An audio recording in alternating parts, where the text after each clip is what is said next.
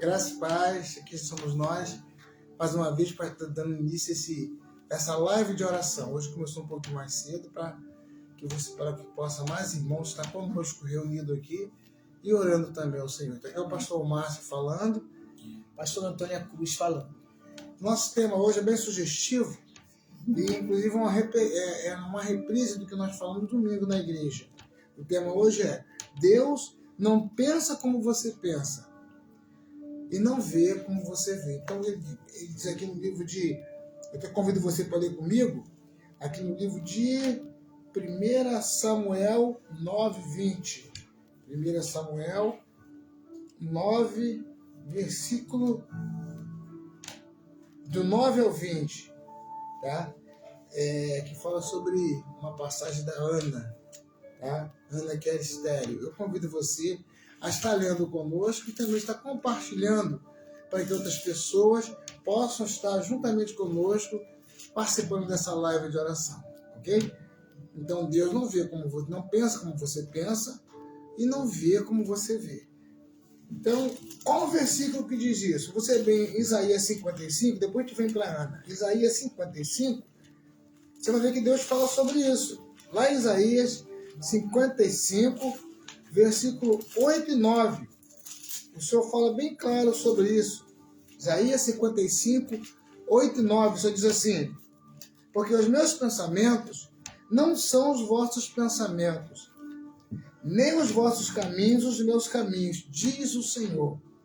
Porque assim como os céus são mais altos do que a terra, assim são os meus caminhos mais altos que os vossos caminhos, e os meus pensamentos mais altos que os vossos pensamentos. Às vezes a gente pensa que os nossos pensamentos são os mesmos, é igual o pensamento de Deus, só que o pensamento de Deus ele vai além do nosso. E vai além, a gente tem um limite. Um limite. Não são seres limitados. Só que as pessoas não entendem que Deus é o Criador. Então, não tem como nós termos o mesmo pensamento de Deus. Por isso que nós julgamos atitudes, pessoas e coisas erradas. Então, nós estamos julgando com o coração de Deus, sim, com a razão humana falando mais forte muitas das vezes. Então, Deus não pensa como você pensa e nem vê como você vê, ok? Porque os pensamentos de Deus não são iguais aos nossos pensamentos. E os caminhos de Deus são mais altos que os nossos. Agora sim, nós vamos lá para 1 Samuel, capítulo 1, versículo 9 em diante, que diz assim. Aqui diz que Ana roga a Deus que lhe dê um filho. Então Ana se levantou, depois que comeram e beberam em Siló. E Eli, sacerdote, estava sentado numa cadeira, junto ao pilar do templo do Senhor. Ela, pois, com amargura de alma, orou ao Senhor e chorou abundantemente. E fez um voto dizendo: Senhor dos exércitos, se benignamente atentares para a aflição da tua serva, e de mim te lembrares, e da tua serva não te esqueceres, mas a tua serva deres um filho homem, ao Senhor darei todos os dias da sua vida, sobre a sua cabeça não passará navalha. E sucedeu que, perseverando ela em orar perante o Senhor, Eli observou a sua boca. Porquanto Ana no seu coração falava, só se movia os seus lábios, porém não se ouvia a sua voz, porque Eli a teve por embriagada. E disse-lhe Eli: até quando estarás tu embriagada? Aparta-te o teu vinho. Porém ela respondeu: não, Senhor meu, eu sou uma mulher atribulada de espírito. Nem vinho nem bebida forte tenho bebido, porém tenho derramado a minha alma perante o Senhor. Não tenhas, pois, a tua serva por filha de Belial, porque da multidão dos meus cuidados e do meu desgosto tenho falado até agora. Então respondeu Eli: vá em paz, e o Deus de Israel te conceda a petição que lhe fizeste.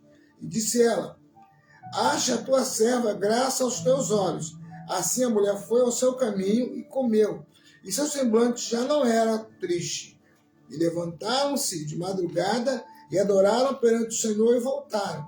Chegaram à sua casa em Ramá, e Eucana conheceu a sua mulher Ana e o Senhor se lembrou dela. Amém? Então aqui interessante essa passagem. Vamos orar pela palavra, depois eu vou estar discorrendo aqui o texto, ok? A pastora Natura vai estar orando. Senhor Deus e Pai que estás no céu, muito obrigada, Senhor, por mais uma oportunidade de estar na Tua presença, mais uma oportunidade de estar, meu Pai, ouvindo aquilo que o Senhor tem para a nossa vida. Sim. Senhor Deus, abençoa, Senhor Deus, o coração de cada um. Senhor Deus, que a Tua palavra vai de encontro a cada coração, trazendo mudança, trazendo confronto, porque é através do confronto que há uma mudança, Senhor. Então, que a Sua palavra, Senhor Deus, ela vai e faça aquilo, Senhor Deus, que ela tem que fazer, que é mudar nossas atitudes, que é mudar o nosso pensamento, que é mudar a nossa mente. Meu Pai, é o que eu te peço, já te agradeço em nome de Jesus. Amém. Amém. Então, como nós lemos aqui, o tema de hoje é Deus não pensa como você pensa. E Deus não vê como você vê. Porque nós agimos, às vezes, levados pelas emoções. E damos respostas e pensamos e planejamos coisas, às vezes, com a ótica humana. Mas Deus não vê como nós vemos e nem os nossos caminhos são iguais aos do Senhor. Ele diz que os meus caminhos são mais altos que os vossos caminhos. Então, isso me faz lembrar, certa feita, um pastor. Esse pastor, ele estava numa igreja ali já há algum tempo e foi começar o culto. Ele era pontual. Começava sempre a reunião na hora certa. E um belo dia estava já iniciando, dando horário de começar o culto, e ali ele viu entrando 2 adolescentes na igreja e um rapaz. E ali ele já ia começar com eles 3 mesmo, mas daqui a pouco entra um casal de cabeça baixa ali, sério, e sentou lá no fundo. Ele começou o culto normalmente, orou, leu a palavra, e Deus foi abençoando, e foi chegando mais pessoas. Chegou um senhor também, que sentou lá no final, só com uma corda na mão, assim, um pedaço de corda na mão. Ele não entendeu aquele pedaço de corda não, mas continuou o culto normalmente, e Deus usou aquele pastor com muita intrepidez, com muita audácia, e o culto foi cheio da graça do Espírito Santo. Então, foi um culto com 8 pessoas assistindo na audiência do culto, e foi uma bênção. E ali, acabou aquele culto, aquele pastor levado pelo que aconteceu ali no culto, ele despede-se das pessoas, tranca a igreja e sai para sua casa. Morava alguns metros mais adiante.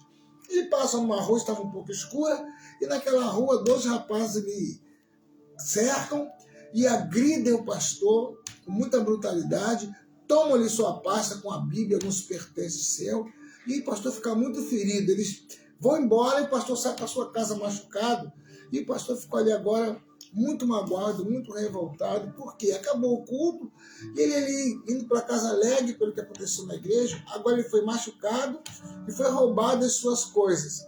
E ali o que ocorre é que quando chega em casa, a sua esposa vai conversar com ele. Boa noite, Gaspar, seja bem-vindo, irmã Rosângela, Deus te abençoe. Sua esposa vai conversar com ele e ele ficou muito magoado e falou: filho, o culto foi muito... saí da igreja, me aborreci, fui roubado, machucado. Isso foi a pior noite da minha vida. Aí ele esqueceu agora do culto. Aí ele disse: foi a pior noite da minha vida. Os rapazes me agrediram, não deixou nem eu falar, tomaram a minha pasta com a Bíblia, com os meus pertences. Eu estou muito, muito aborrecido. Por que Deus deixou acontecer isso? Depois do culto, essa foi a pior noite. Eu não queria, nem queria ter nascido, passar uma vergonha dessa, uma humilhação dessa.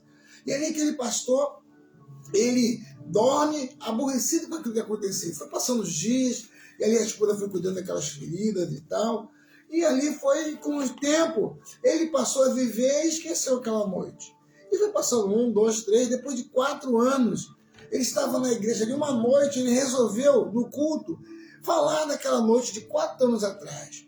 Aí ele começa a contar como foi o culto, como foi as pessoas que chegaram ali, e ele começa a relatar que ao final do culto, quando ele estava indo para casa, ele é cercado por 2 rapazes que o agrediram brutalmente e tomaram seus pertences. Então ele disse que aquela noite, para ele, quando chegou em casa, ele achou que foi a pior noite que ele tivera. E ele disse que foi muito marcante aquela experiência na vida dele. E aí, quando ele está acabando de falar aquilo, no início da reunião, há um casal que era ajudador da igreja, um casal que estava ali já agora há cerca de 1 ano e pouco com ele, é um casal ajudador da igreja, abençoava a igreja com seus serviços, também com seus pertences, com servir a igreja como um todo. E ali o casal vai falar assim: pastor, queria contar uma coisa para o senhor. Já que o senhor lembrou desse assunto, queria dar um testemunho. Falou: fala, minha irmã. Aí levantou o casal e o irmão falou assim: pastor, eu queria dizer para o senhor que naquela noite, embora eu só pense que foi uma noite amarga para o senhor, mas para eu e minha esposa que estamos aqui, foi a melhor noite da nossa vida, porque nós saímos de casa brigados, já estávamos um tempo sem falar um com o outro, e resolvemos naquela noite separarmos. No dia seguinte nós iríamos procurar um advogado para nos separarmos.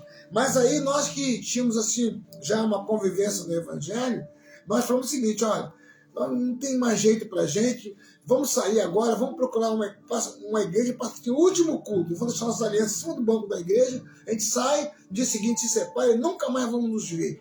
Então eles entraram na igreja, ele falou: entramos na igreja aquela noite decidida a nos divorciar, decidida a largar a nossa aliança naquele banco da igreja ali e nunca mais voltar.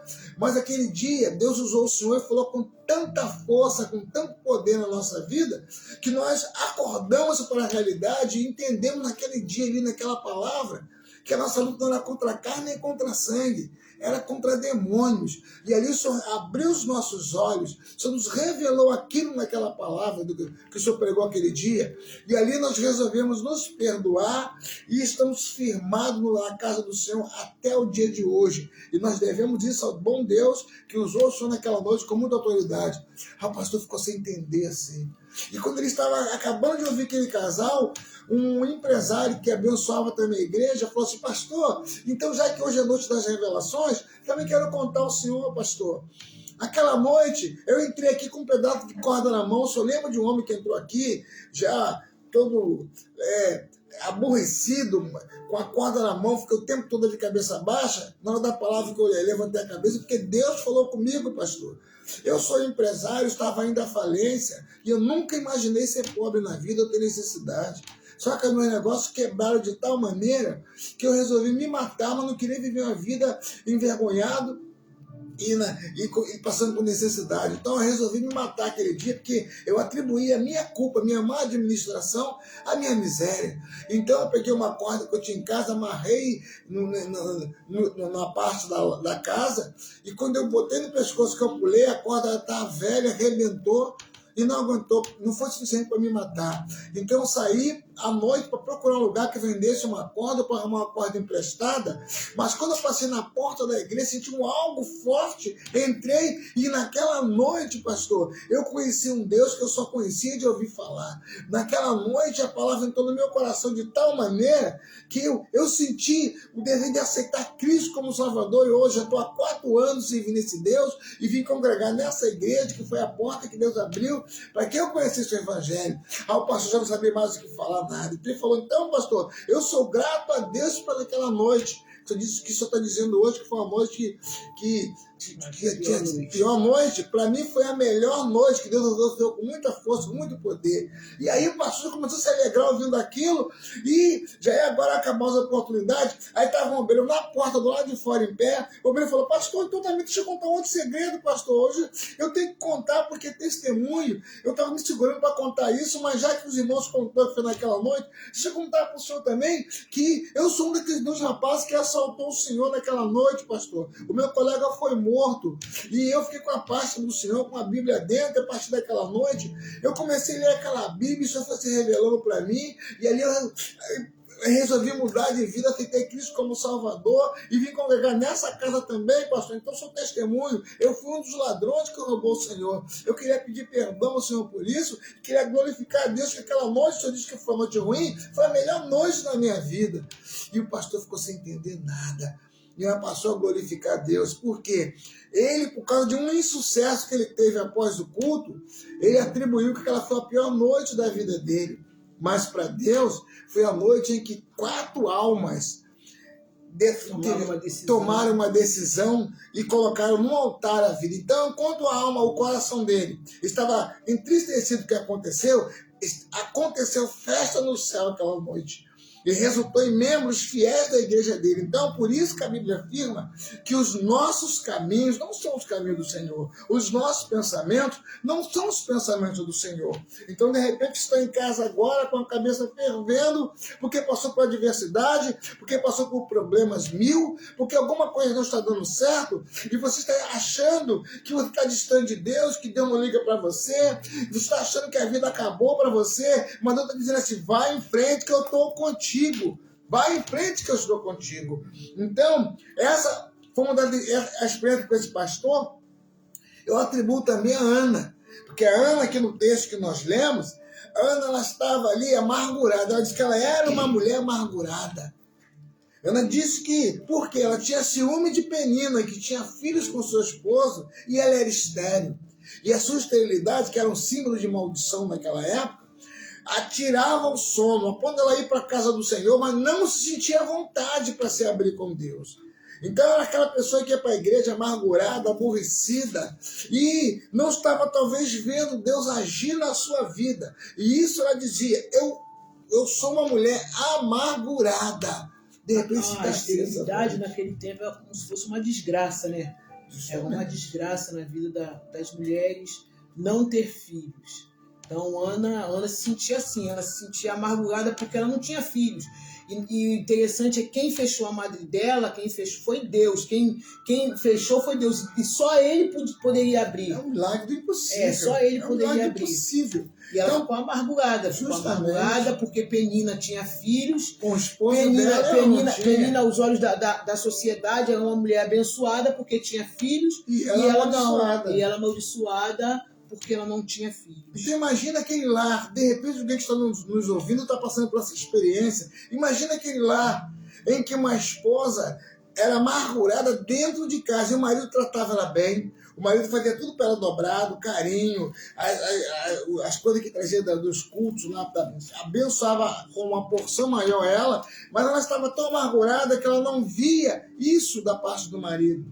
Aquela pessoa que não vê qualidade em alguém que está ao seu lado, porque passa por uma amargura, porque passa por problemas, porque passa por adversidade. Aí não sente gosto de ir para a casa do Senhor, não sente gosto de evangelizar, não sente gosto de abençoar alguém, porque acha que Deus está permitindo aquilo na vida dela.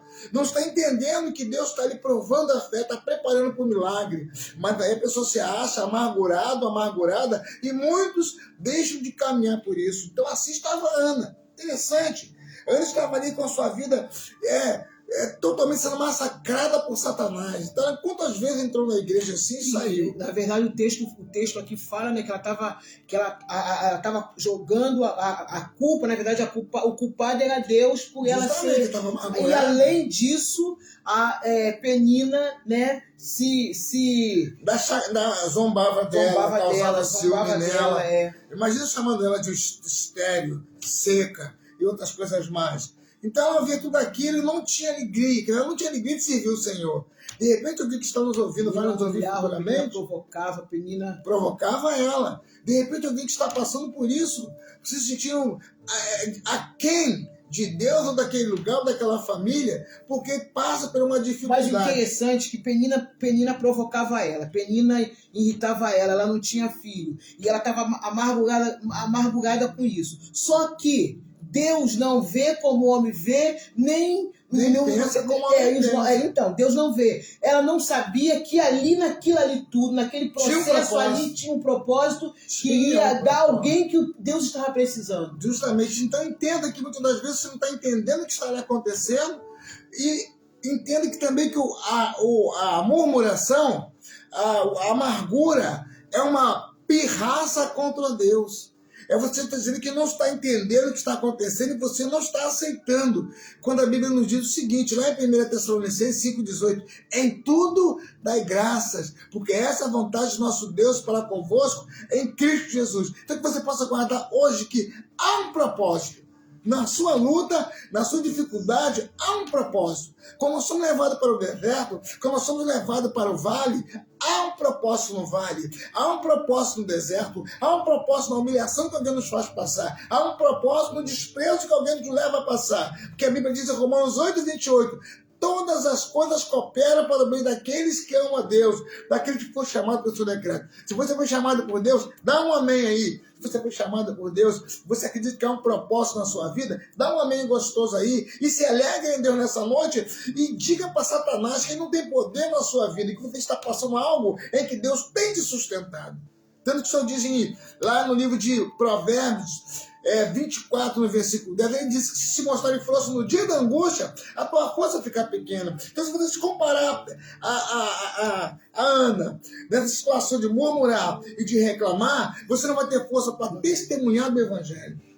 A Ana, aí, no momento em que ela estava atribulada de espírito, ela não comia, ela se escondia, ela se esquivava, ela se escondia, e aquela atitude dela estava parecendo que ela estava murmurando, mas ela, na verdade, era uma tristeza, uma tristeza que havia dentro dela, mas a partir daquilo ali, ela se tornou o quê? Uma mulher de oração. Por quê? Ela dali, ela viu, quando Eucana começou a falar para ela assim, eu não valho mais que 10 filhos, Ana.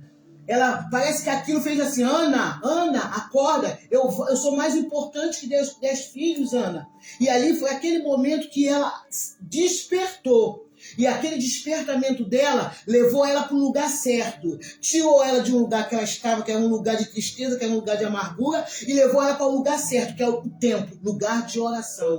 E ali ela foi falar com Deus. Amém. Então o tema hoje é esse. Deus não pensa como você pensa. Deus não vê como você vê, porque os caminhos do Senhor são mais altos que os seus, que os meus, nossos caminhos. Então aqui no capítulo 1, do versículo 5 ao versículo 9 de 1 Samuel, Ana vivia amargurada, ela confessou isso, amargurada. Então, a pessoa que vive amargurada, ela afasta-se de outras pessoas do convívio com ela. Que a amargura espanta a amizade. A amargura não permite que ninguém chegue perto de você. A amargura faz com que pessoas corram quando você se aproxima. Por quê? Porque a amargura, a pessoa fica salgada, fica insípida, fica igual um porco espinho. A pessoa amargurada fica assim. Então a pessoa viverá assim, espalhando a amargura onde estiver. Enquanto não se abrir com Deus, em sinceridade, não haverá mudanças. Então, o que fez Ana receber graça é que ela confessou para Deus. Teve um dia que ela entrou na igreja de uma maneira diferente. Ela foi orar até Deus ouvir ela e ela sentir Deus a responder. Então, foi diferente quando ela se entregou, quando ela realmente buscou Deus, abrindo seu coração, aí foi diferente. Foi diferente porque ali Deus se manifestou na vida dela. Boa noite, graça e paz, irmão Paulo, seja bem-vindo. Aqui no versículo 8 fala assim, então Eucana, seu marido, lhe disse, Ana, por que choras? E por que não come? Então Ana chorava, Ana não comia. Ana ficava igual aquelas pessoas quando entram num processo de depressão. Ana chorava e Ana não comia. Aí Ana pergunta, mas por que você está com o seu coração assim triste? Não te sou melhor do que 10 filhos? Após terem... Aí a Ana... Aquilo ali foi que despertou a Ana. Aquilo ali trouxe um despertamento para Ana. Quando Eucana chama ela, o versículo 9 diz assim, após terem comido e bebido em Siló, estando ele, é isso aí mesmo, no versículo 8, Eucana, seu marido, lhe disse a Ana, por que choras? Então, após terem comido e bebido em Siló, estando Eli, o sacerdote, assentado numa cadeira, junto ao pilar do templo do Senhor, levantou-se Ana, com amargura de alma, o Senhor. Ela tomou uma decisão. Não, meu marido falou que ele vale mais que 10 filhos, eu tenho que me levantar. Eu tenho que jogar essa amargura de lado, eu tenho que jogar essa tristeza de lado, e eu tenho que me levantar e ir diante daquele que tem poder para abrir o que ele fechou. Para abrir o que ele fechou. É interessante que no capítulo 1 também, do versículo 11 ao 18, diz que Ana se abriu totalmente e fez um voto a Deus. A postura de Ana. Depois que ela entender que ela estava sendo esmagada por Satanás, que ela estava empoderando o inferno, quer dizer, estava trazendo amargura para dentro de casa. Era uma mulher que de repente conversava com ela, a pessoa estragava o ambiente, porque só sabia chorar da vida. Então ela resolve do versículo 11 ao 18, a fazer um voto a Deus, aí sim o Espírito Santo tem liberdade de agir e mudar a vida da pessoa. Porque quando ela faz um voto a Deus, uniu a vontade dela com o propósito do Senhor. Ela queria um filho e Deus queria um profeta. Foi a oração dela estava aliançado com aquilo que Deus queria. Ela somou com Deus ali, porque Deus precisava do profeta. E ela o profeta havia se corrompido. Então você quer levantar outro alguém. Aí ela queria um filho e disse: Senhor, se me deres um filho, eu entregarei na sua casa. Olha que tremendo. Então, muitas das vezes a pessoa quer um milagre de Deus, mas primeiro não quer se abrir com o Senhor. E muitos não querem também assumir um compromisso com o Senhor. Não, quero, mas não é bem assim, não. Eu também não quero ficar muito envolvido, não. E aí no livro de Isaías, o Senhor diz que nós entramos nas águas e molha-se o pé, vai caminhando, vai molhando a canela, vai molhando o joelho, vai entrando pelas águas, vai molhando a cintura. Quando chega no peito, você perde todo o controle do corpo, que o pé começa a sair do chão, né? Sabe que tem pessoas que entram nas águas, ela quer molhar a canela, quer ter controle. Ela quer ter controle de tudo. Eu não quero me envolver muito, não. Eu não quero muito compromisso, não. Eu não quero me envolver muito também, não. Se eu não quero muito compromisso, também eu não quero aquilo que Deus tem preparado para mim. E fica bem difícil do Espírito Santo poder atuar na vida de uma pessoa que fica com o controle nas mãos, né? Tem um controle nas mãos, justamente. Esse controle aqui, ele controla o nosso ar-condicionado. Aí o que acontece? A pessoa vai para Deus e o controle que estava na mão dele tem que pegar na mão do Espírito Santo, né? Mas a pessoa fica com controle, como é que Deus vai agir? Aí Ana entendeu ali, não adianta eu ficar com controle nas mãos, eu tenho que entregar o controle nas mãos de Deus, porque é Ele que fecha, é Ele que abre, então eu tenho que entregar nas mãos dEle. Mas tem um momento que a gente fala assim, Deus, eu entrego nas tuas mãos, mas a gente fala que entrega somente da boca para fora e continua com o controle nas mãos. Aquele que entrega, entreguei, pronto, está contigo, está nas suas mãos, então agora é com o Senhor. É interessante também, usando como referência o controle, que a pessoa quando faz um voto, muitas das vezes está fazendo uma campanha, está orando, está buscando, e vem algo para tentar a sua caminhada. Sempre vem um algo. Por quê? Porque você faz um voto e em seguida vem uma prova, irmão. Não pensa você que quer de graça as coisas, não. Você faz um voto, por exemplo, Ana fez um voto ao Senhor. Quando ela entendeu que ela tinha que se envolver mais com Deus, o Senhor diz, chegai-vos a mim que eu chegarei para vós. Quando ela entendeu que ela tinha que chegar mais a Deus, ela fez um voto ao Senhor. E ela fez um voto e ali, naquele momento, foi assinalado, ali os anjos carimbaram o milagre dela. Só que o próprio profeta, que é o pastor da igreja ali, o líder espiritual dela, chamou ela de embriagada. Você está embriagada, mulher? Imagine, se ela fosse uma pessoa que estivesse na carne, ou amargurada como anteriormente, ela fala, não, ia responder ele, eu vou sair dessa igreja, eu vou sair desse ministério, pastor, sabe o que eu estou passando? E diz que eu estou embriagada, em vez de me ajudar, ele me massacra, ao invés de me dar apoio, ele vem me criticar. Tem pessoas que agem assim, não entende que está passando por um processo, que Deus está no controle, não entende que diz ali, Salmo 46:10, aquietai-vos, saber que eu sou Deus. Então a pessoa não se aquieta, ela quer responder, ela quer murmurar, e com isso ela entra na carne. Quando entra na carne, deixa de ser abençoado. Só que ela fez o quê? Quando ele chamou ela de embriagada, de bêbada, imagina que outras coisas que ele tenha falado, que a Bíblia não afirma aqui, mas ela vai falar, não, meu Senhor. Depois que ele ofendeu ela ainda trata ele de meu Senhor. Não, meu Senhor, eu não estou embriagada, Ana, eu estou aflita. Olha só, Ana estava aflita e amargurada de espírito. Mas a Ana, na verdade, quando ela toma aquela decisão, ela vai diante de Deus com aquela amargura, com aquela tristeza, mas ela vai com a certeza que ele podia curar, que ele poderia sarar aquilo que estava no coração dela. Então, quando o profeta fala que você está embriagada, aquela palavra não foi como uma afronta, serviu para ela como se fosse algo que estava alertando mais a ela e abençoando mais a ela. Então, ela reconheceu aqueles que estão feridos e não se deixa curar.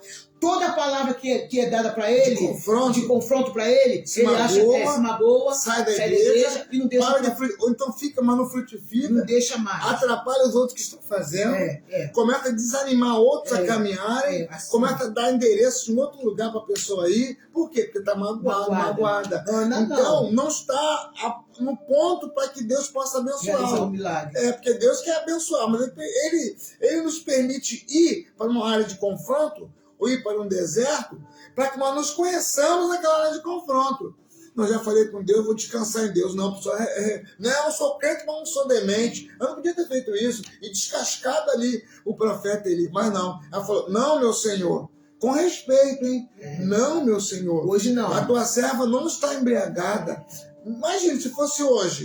Pegava um pau e batia no profeta. Não, então, se hoje você aquele homem lá, aquele fulano, aí tira o grau fora, não é mais profeta, agora é Eli. Não, Eli. Porque a pessoa, muitas das vezes, quando está confrontada na obra, isso é sempre para crescimento.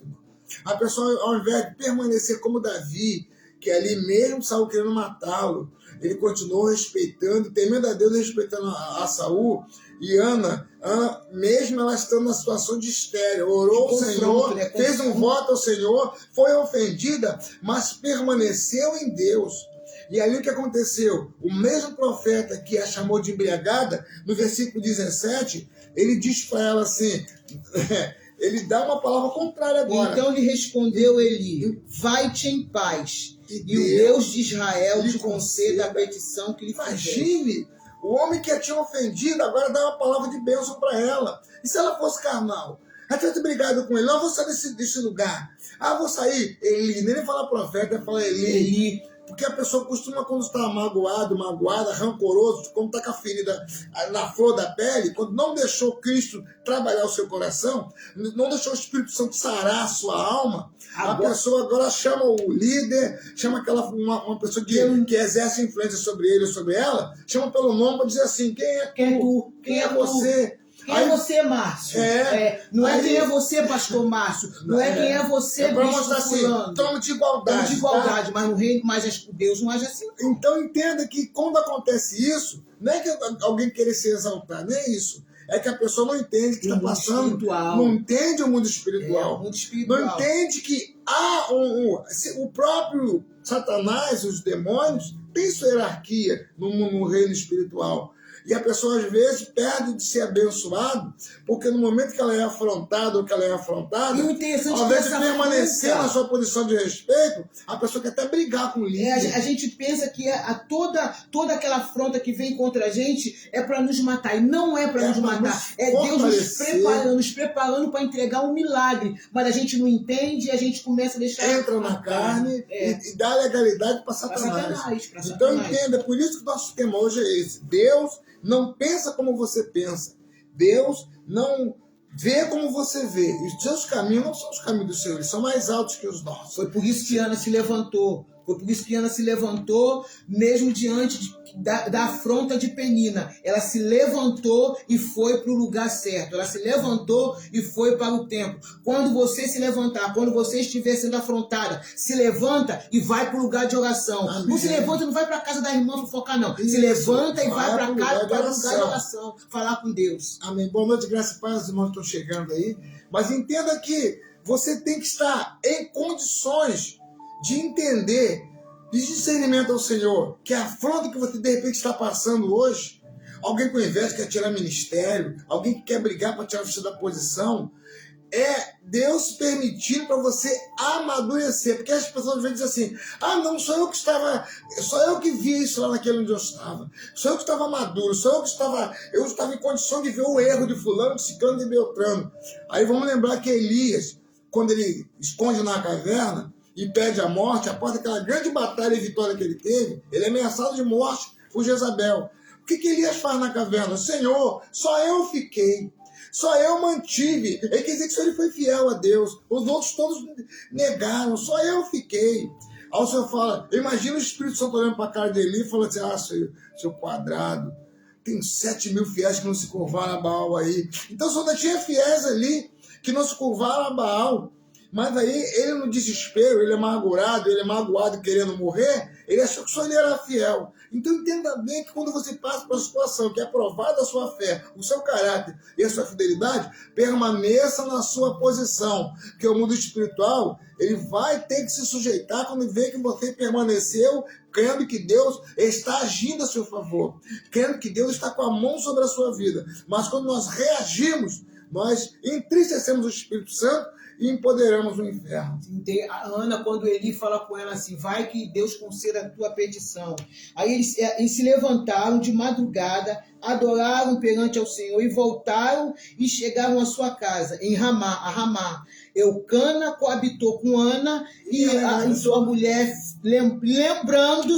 lembrando-se dela o Senhor. Ou seja, Deus permite vir para ver qual vai ser o seu posicionamento, para ele liberar para você aquilo que você precisa. É interessante que ali se cumpre o que a Bíblia diz, que Deus é aquele que sai, é aquele que cura. É ele que opera o querer e o efetuar. Então, eu sou enfático em dizer o seguinte, não sei qual a adversidade que você está passando agora, mas uma coisa eu sei, o diabo te afronta, porque é uma linha tênue. Enquanto Deus está te preparando para o milagre, o diabo está tentando te derrubar. Mas se você permanecer fiel a Deus, mesmo no meio das humilhações, no meio das perseguições, mesmo no meio de uma provação, como passava Ana com Penina, permaneça fiel. Sabe por quê? Muitas das vezes já vai falar com você que a sua luta é muito grande e que você não vai suportar. E muitos param de caminhar por causa disso. Mas que você possa guardar que João 8,44 diz que o diabo é mentiroso e pai da mentira. Enquanto ele diz para você que é ponto final, que essa doença não tem cura, que teu casamento não tem jeito, que esse ministério não te cabe mais, que você mora num lugar mau, e tantas outras coisas que ele faz para te desanimar, natural, né? É interessante. As coisas dessa terra. Justamente. Então você está vendo e ouvindo com olhos e ouvidos naturais. Porque a mesma Bíblia diz em 1 Coríntios 10, lá no versículo 13, o seguinte: não venha tentação sobre vós, senão humana, mas fiel é Deus, que não te deixará ser tentado acima do que pode suportar. E antes com a tentação te dá o escape para poder suportar. Então entenda que as lutas e as dificuldades que vêm sobre as nossas vidas têm a nossa estatura, a nossa medida, tem as nossas digitais. Nada vem além do que eu e você pode suportar. E o diabo vai sempre tentar nos convencer que a nossa luta não tem mais jeito, está muito além, está muito acima. Mas Deus diz que não veio tentação sobre nós que não fosse humana, mas Ele é fiel para nos sustentar. Então nessa noite, Ele diz para você, diz para mim e para todos quantos ouvirem essa live. Ele diz: vinde a mim, todos vós estáis cansados, oprimidos e sobrecarregados, que eu vos aliviarei. Tomai sobre vós o meu jugo e aprendei de mim, que sou manso e humilde de coração. E encontrei descanso para as vossas almas, porque meu jugo é suave, o meu fardo é leve. Então, nessa noite, que você possa entender, os seus pensamentos não são pensamentos do Senhor, nem os seus caminhos do Senhor. Eles são mais altos que os nossos. Então, permaneça fiel, mesmo diante da afronta, permaneça fiel, que Deus vai te honrar. Quando você permanece fiel diante da afronta, você entra lá em Tiago 4,7, que diz: sujeitai-vos, pois, a Deus, resista ao diabo, e ele fugirá de vós. Então não largue, meu irmão, continua com a tua mão na espada, continua com igual os fiéis de Neemias, era a mão na espada e eu estava bebendo água. Não largue a sua espada, permaneça firme e Deus vai te honrar. Parece que aí a situação de afronta, a situação de esterilidade, né? Parece que Deus não está vendo, não está ouvindo, não está assistindo tudo, não está vendo aquilo que Penina está. Deus estava vendo tudo. Só que a gente lendo o texto, lá no finalzinho, a gente vê que Deus lembrou-se de Ana. Enquanto você está querendo agir com o controle na mão, vai-se embora, pode ir. Está com o controle na mão, você está querendo controlar aquilo que é um processo para eu liberar para você algo, então está com o controle na mão, pode ir, vai continuar. Mas o momento em que você entrega o controle para ele, ou seja, entende que aquilo ali é um processo e vai buscar ele, mas vai buscar ele não com a maneira de uma maneira assim, como, vou lá. Não, eu vou buscar Deus com fé. Igual a mulher do fluxo de sangue, eu vou lá. Se eu tão somente tocar, eu vou ficar curada. Então você tem que ir com a mentalidade modificada. Você não pode ir com a minha mentalidade. Não, eu sou estéril. Ah, não, eu não posso. Não, você tem que ir com uma outra mentalidade. Aí Deus vai ver a tua atitude e vai falar assim, lembra dela. Deus vai lembrar. Ele lembrou de Ana. E quando ele lembrou de Ana, Ana começou a gerar algo dentro dela. Deus quer fazer você gerar algo, mas para você gerar algo, você tem que mudar a sua mentalidade de que eu sou não fica chorando, não, tem que se levantar. É interessante que são situações, a Bíblia diz que é uma caixa de demônio que só sai com jejum e com oração. Então, muitas das vezes, a pessoa sendo atacada por demônios em situações do casamento, finanças e outras coisas mais, saúde. Todas as áreas. E ocorre o seguinte, ao invés de se fortalecer, não estou aguentando mais. Trabalha a sua fé. Como? Alimenta a sua fé. Porque aquilo que você alimentar mais, vai ser mais forte na sua vida. Se for a carne, tu não vai nunca querer no poder de Deus. Mas se for a sua fé, você vai virar um gigante diante do Deus. Da situação. Foi pro tempo, justamente, foi o momento que ela cresceu. Mas as pessoas, às vezes, ao invés de buscar o Senhor para crescer, não quer ir uma aula dominical, não quer ler a palavra, não quer jejuar, não quer orar. Só diz que é uma caixa de demônio, tu sai com jejum e com oração. Mas tem tempo de ficar vendo um show de Madonna a noite toda, outras coisas mais, ver um filme, mas não quer buscar o Senhor. Como é que você vai alimentar a sua fé se não voltar a sua vida para as coisas do Espírito? Porque a Bíblia diz, no livro de Filipenses, que o homem natural não entende as coisas do Senhor, porque elas se discernem espiritualmente. Então você vai ver no Espírito que Deus está agindo. Você vai ver no Espírito que a sua oração não é à toa, não é em vão. Mas enquanto estivermos na carne, na razão, no natural, vamos fazer igual o servo de Eliseu, Geazi, né? Ele sai da caverna junto com Eliseu e fala, meu Senhor, socorro que estamos cercados.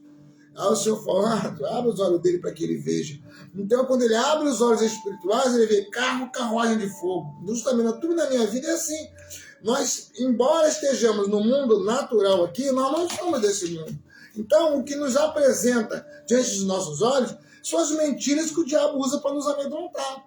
As dificuldades que se apresentam são as mentiras que o diabo lança diante de nós, em várias áreas da nossa vida, ou em todas as áreas da nossa vida, para nós crermos na mentira, igual os espias de Moisés, e não acreditarmos na promessa. Mas a nossa vitória está aqui dentro.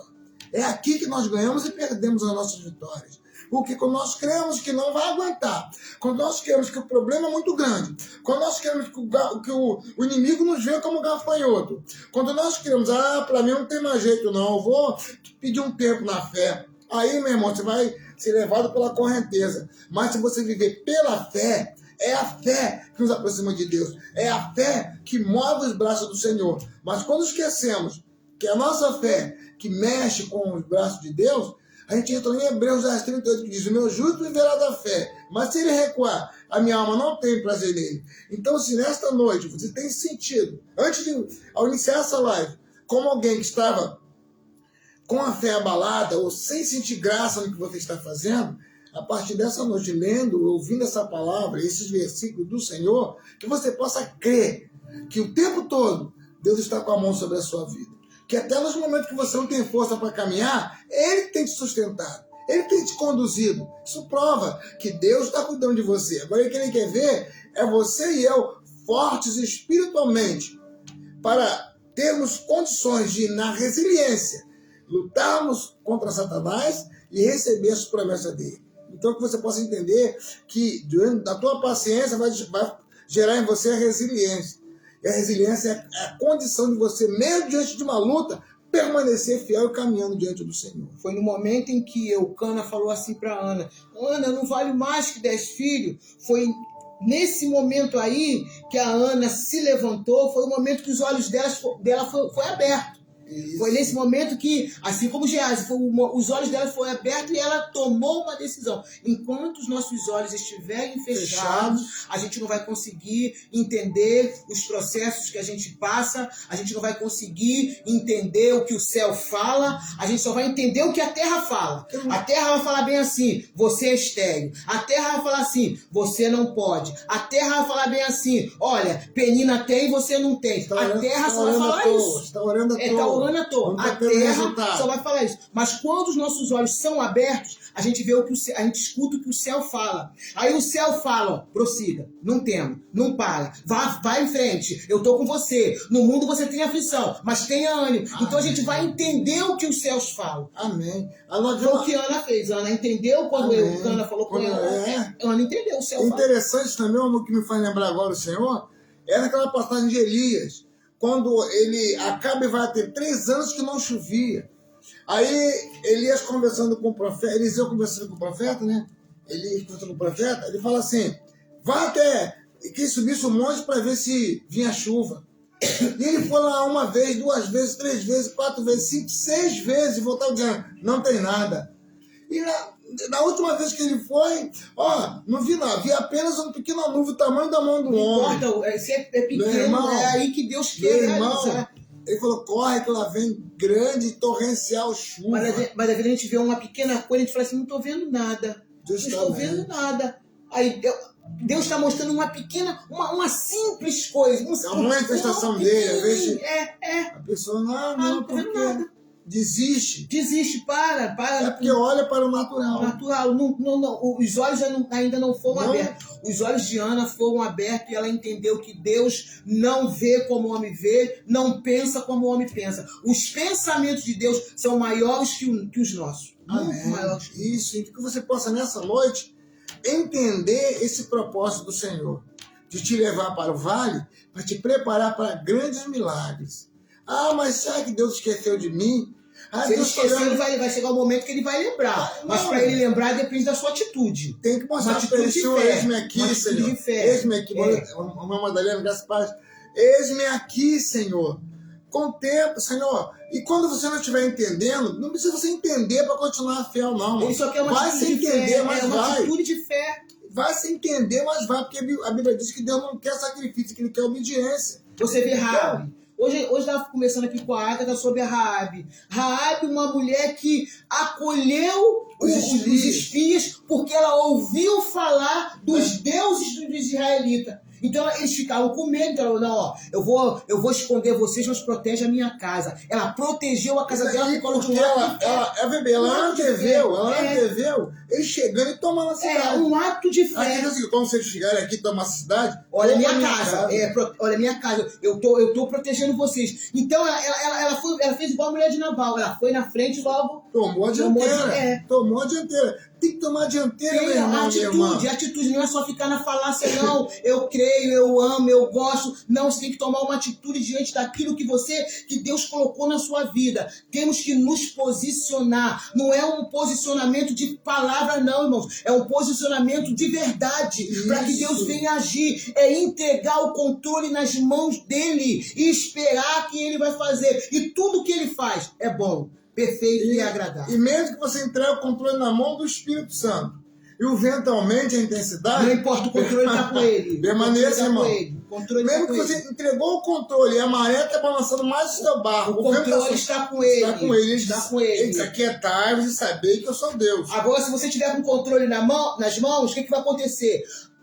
O mar vai se agitar, vai cair você e o controle dentro do mar. E o controle nas mãos significa dizer o seguinte, Senhor, me dá um tempinho, só que eu vou resolver isso aqui, depois eu volto, depois eu devolvo o Senhor. Aí pega de volta a luta. Irmão, tá orando por alguma coisa, por uma situação, por alguma coisa, permanece crendo. Permanece crendo. Não deixa o diabo colocar dúvida na sua cabeça. Porque você vai entristecer o Espírito Santo, que vai entrar em Hebreus 10:38, e não vai ver o milagre acontecer. Mas se você permanecer, Hebreus 11:1 diz assim, ó, a fé é o firme fundamento das coisas que espera e prova das coisas que não se vê. É o firme fundamento das coisas que se esperam. Venha com os olhos da fé. Os olhos físicos nos traem.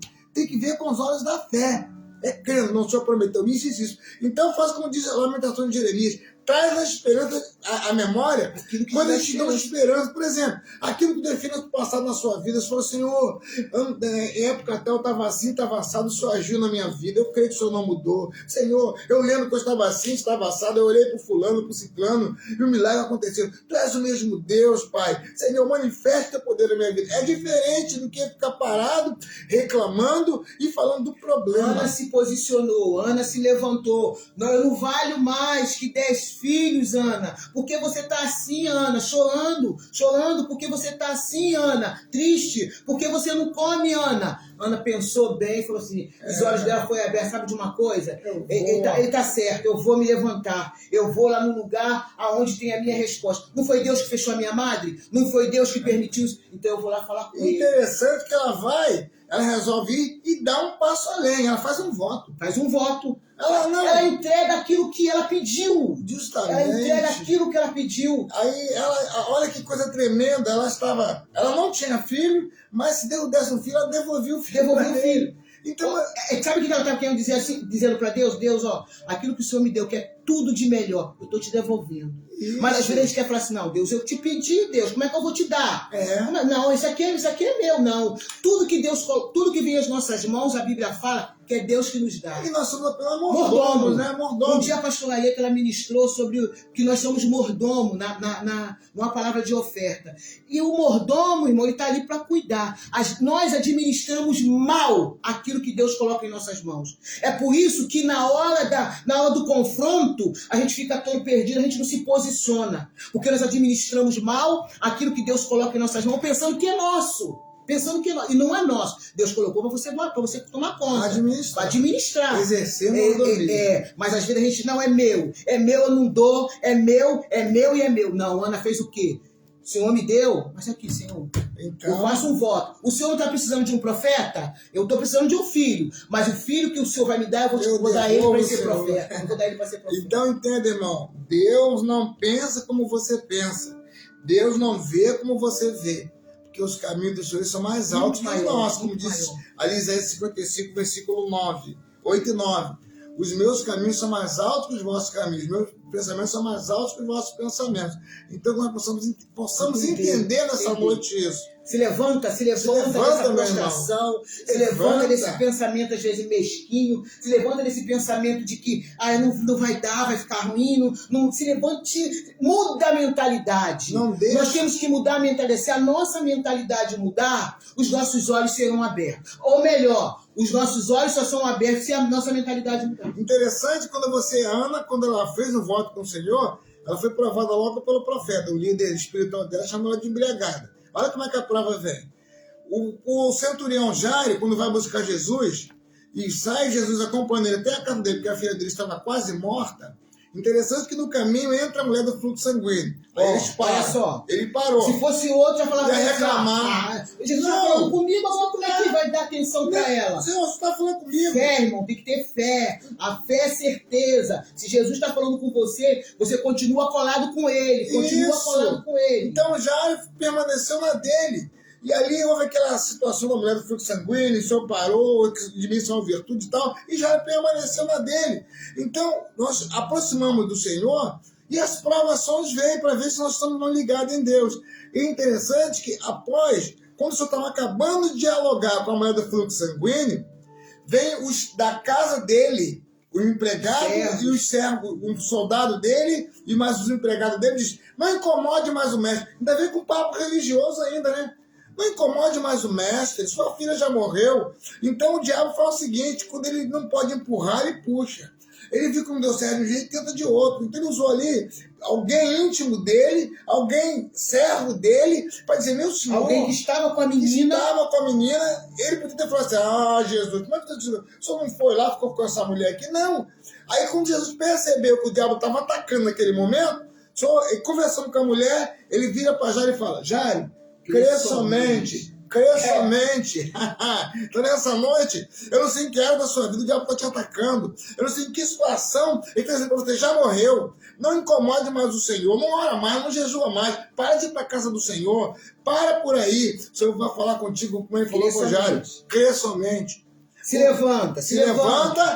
Creia somente, sabe por quê? A Bíblia diz que a oração do justo pode muito em seus efeitos. A Bíblia diz que em Jeremias 1,19, pelejarão contra ti, mas não prevalecerão contra ti, porque eu sou contigo, diz o Senhor, para te livrar. Então, que você possa permanecer, mesmo diante do vento forte, crendo em Deus. Amém. Mesmo diante da adversidade, Amém. creia que Deus pode mudar. Ele é o Deus do impossível. Amém. Ele é o Deus que Ele vai lembrar de você. tira a água da pedra. Ele vai lembrar. Ele vai lembrar quando você começar a insistir, quando você se posicionar. Ele vai falar assim, poxa, pera aí, me lembrei dela. Anjo, vai lá, anjo. Resolve lá aquela causa lá. Resolve lá. Se for um momento que a pessoa está murmurando, não vai. Entristecendo o Senhor. Vou parar, Deus esqueceu de mim. Vai fazer meu céu é de bronze. Os hebreus, 40 anos andando no deserto. No deserto, era para andar 40 dias. Aí a pessoa vai, não, vou parar, porque Deus abençoa fulano e ciclano não abençoa a mim. Deus honra fulano, honra ciclano e não honra a mim. Aí a pessoa vai e perde o momento de milagre. Mas nesse momento, irmão e irmã, irmãos amados, o que o remo do Senhor se manifesta nessa noite? O que neste momento, o Senhor está com as mãos estendidas, foi criada uma atmosfera de milagre nesse momento, e Deus quer visitar a tua vida, as nossas vidas, Deus quer visitar nesse momento. Então vamos estar orando agora. Eu convido você a orar conosco. Convido você a colocar diante de Deus situações em que o diabo tem dito que você já perdeu. Situações em que o diabo tem dito que não adianta mais orar ao mestre. Não importa se é a roupa de alguém que está no vício, está na bebida, se é um documento, se é um processo, se é casamento, se é empresa, coloca diante de Deus. Se é um mover de Deus para que alguém venha ao seu encontro e seja a resposta de Deus para a sua vida, apresente a Deus agora, porque a Bíblia diz que tudo que pedires crendo em oração, recebereis. Então, essa noite vamos estar orando ao Senhor. Vamos estar orando, eu não sei qual foi a afronta do diabo na tua vida hoje, mas não guarde o que ele tem te falado. Porque os seus pensamentos, como eu já falei, não são os pensamentos de Deus. Às vezes você está condenando, está reclamando, e Deus está dizendo, vai, filho, que eu vou te honrar. Vai que eu vou te honrar. Dá mais um passo que eu vou te honrar. Então, esse momento de oração, coloca todo e qualquer problema na sua vida diante do Senhor. Amém. Amém? Vamos estar orando aqui, eu e o pastor Antônio, que você possa estar descansado em Deus e creia que Deus pode, nessa hora, mudar a sua sorte. Amém? Vamos estar orando ao Senhor, para que você possa, nesse momento, chegar a Deus, colocar sua causa diante do Senhor. Senhor, meu Deus e meu Pai, te damos graças nessa noite por tudo que Tu és, Pai. Por essa oportunidade que você nos permite. Mais uma vez, estamos aqui meditando na Tua palavra. Temos esses irmãos maravilhosos, abençoados, que o Senhor permitiu entrar nessa live. Toma nas suas mãos, cada um deles, Pai, suas casas, famílias, ministérios, empresas, seus projetos, toma nas suas mãos. Assim como esses projetos que estão aqui na mesa, de diversos nomes, envelopes, documentos, chave de casa, de carro, processo. Toma nas suas mãos nessa noite. Toma nas suas mãos daquela pessoa que está agora talvez chorando por uma adversidade. Nós oramos pelo povo ali no Rio Grande do Sul, Pai, que nós sabemos que voltou a chover novamente. Toma aqueles que perderam suas casas, perderam entes queridos, perderam todos os seus materiais, perderam suas plantações, aqueles pequenos agricultores, também os grandes agricultores. Toma nas suas mãos, que neste momento eles possam parar ali e dar ouvido à voz do Senhor. São os pregadores da Tua palavra naquele lugar. Senhor, capacita ali os servos do Senhor. Enche a Tua graça, que é falando que o socorro chegue naquele estado de uma maneira tremenda, meu Deus. Também entrego nas suas mãos cada vida que nesse momento pede um agir, um favor do Senhor. Sabemos que as bênçãos do Senhor nas nossas vidas não é pelo que nós fazemos, ou porque nós somos. Não, Pai. É um favor imerecido, dado por graça, Senhor. Então, por misericórdia, que eu peço agora um toque do Senhor na vida do meu irmão, da minha irmã, aqui no Brasil ou fora do Brasil. Visita neste momento, Deus. Toma nas suas mãos aqueles missionários, ó Deus, que são perseguidos e sofrem por amor à Tua palavra. Honra a fé de cada um deles agora, onde quer que eles estejam, meu Deus. Envia o socorro bem presente neste momento. Toma aquela pessoa que passa por adversidade no seu casamento, ó Deus. Talvez esteja com relacionamento pelo um fio, Pai. Talvez dentro dessa live disse, eu vou ver essa live aqui, mas depois eu vou dormir, amanhã eu vou me divorciar. Então, Pai, glorifica o Teu nome, muda essa história, Deus. Toca no pensamento dele, no pensamento dela. Refrigera os pensamentos. Tira esse pensamento do inferno que atacou a mente desse casal a ponto de pensar em separação. Ou aquele tinha até com a documentação já rodando, Pai, que o Senhor possa operar um milagre ali, que haja um conserto, que haja ali perdão nesse relacionamento, Senhor. Porque o perdão, nós sabemos que o perdão, muitas das vezes, retém até cura de corpo físico, Pai. Então, nessa noite, derrama da tua graça. Toma esse líder ministerial que talvez esteja passando por uma situação difícil, Pai. Quantos fecharam as suas portas? Quantos estão se achando sem condições de caminhar no seu ministério por causa de acusação? Pai, opera milagre nessa noite. Toma esse empreendimento, pequeno ou grande, ó Deus. Honra a fé dos teus servos. Traz resposta nessa hora. Manifesta o teu poder nessa vida, meu Deus. Oramos também pela nossa autoridade constituída, ó Pai. Senhor, visita cada nação que está nessa oração. Pai, que toda mentira do inferno caia por terra, meu Deus. Que cada país agora, cada líder, ó Deus, cada autoridade constituída receba o toque do Senhor. Manifesta o teu poder, Pai. Eu entrego nas suas mãos os ministérios, ó Pai, os bairros, cidades, cada município, coloco diante do Senhor. Que nessa noite coloco diante de ti, pedir que venha marcar, segundo a tua misericórdia e graça, Pai, em nome de Jesus, teu filho amado. Amém. Sim, Senhor Deus, assim como Ana se levantou, Amém. Que nesta noite, Senhor Deus, cada irmão que ouviu, que vai ouvir, Amém. Meu Pai, que ele venha também se posicionar, se levantar diante, meu Pai, das afrontas, diante das acusações, e crer naquilo que o Senhor tem falado, e crer naquilo que o céu tem revelado para ele, Senhor. Amém, Meu Pai, ajuda esse irmão, repreende todo o espírito, Senhor Deus, do diabo de tristeza, repreende todo o espírito, meu Pai, de depressão, que queira fazer com que essa pessoa, meu Pai, esqueça das suas promessas. Amém. Pai, eu entrego cada um em suas mãos e já creio, Senhor Deus, em tudo aquilo que o Senhor tem falado. O controle de nossas vidas nós entregamos em suas mãos. Meu Pai, que o Senhor venha, Senhor Deus, agir com justiça, porque o Senhor é um Deus justo. Pai, toma cada vida em suas mãos. Amém. É o que eu te peço, já te agradeço em nome de Jesus. Amém. Amém. Amém, meu irmão, minha irmã. Que você possa descansar no Senhor.